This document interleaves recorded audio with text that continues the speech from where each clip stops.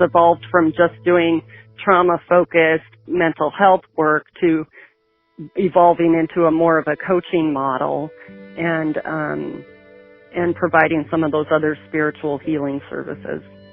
Well, let me ask another question, if I may. When you got to the point where you were in your teens, on your first marriage, how old were you when you married the first time?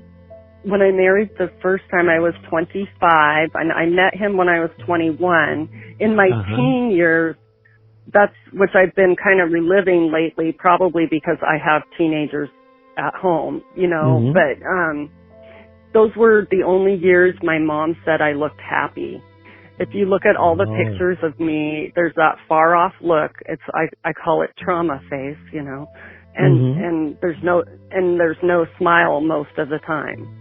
But in my teenage years, I had a group of friends that were a lot similar to me, and we really connected, and anyways, that was a good time. That was a good time in your life. You were feeling secure, and you had friends around you, and you had hope. Right? Yeah, I mean, it was a good time and a bad time. It was a good time because I had the friends, and I had a social life and everything that was separate from family. But it was a bad time because of the way I looked and how, the abusers salivated over that, and I never knew who was coming to take me out of my window, So how horrible indeed. So as you projected, I have to laugh because it's like, go ahead. I'm sorry. No, go ahead. That's fine. Go ahead. Oh, the laughing inappropriately is a coping mechanism, and sometimes I make dark humor type jokes because it helps me cope. Well, that's quite all right. The questions I have now are kind of a little bit different.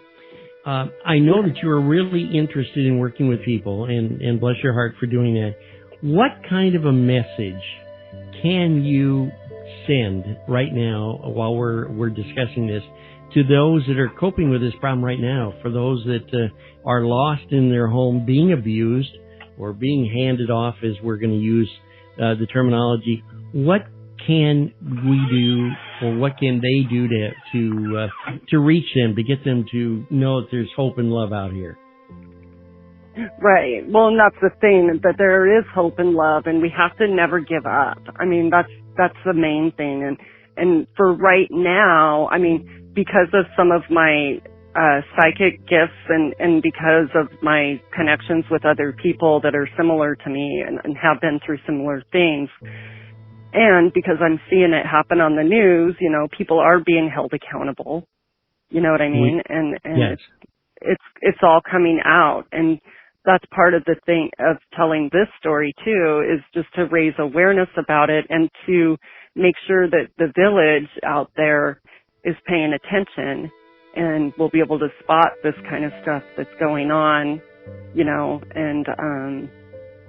and for the people who are being shuffled around, to find me for one thing, because I'm one of the people that's trained, that knows this stuff, and I can help. That I sometimes I say things like I help the unhelpable. Okay.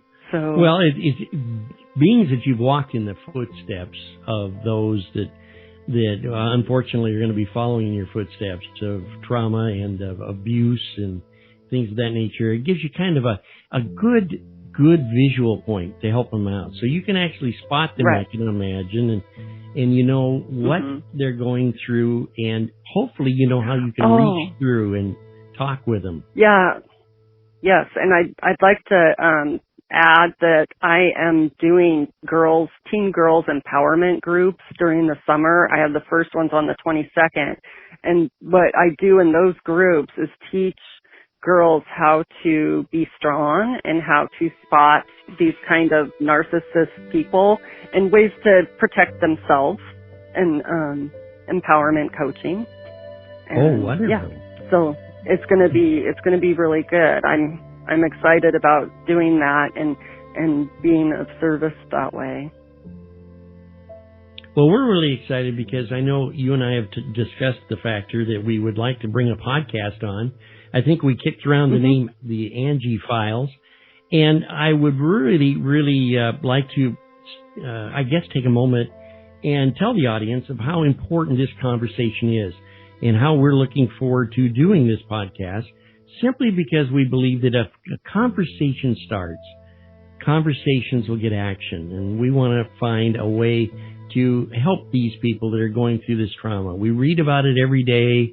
It's getting more and more, as you probably have already noticed, it's getting more and more into our society, and I think people at times stick their head in the sand, like it doesn't happen. Oh yeah, well, no one wants to believe it happens. They don't, and I don't necessarily blame them for that. However, like I said, it takes a village. It's going to take all of us to clean up the mess.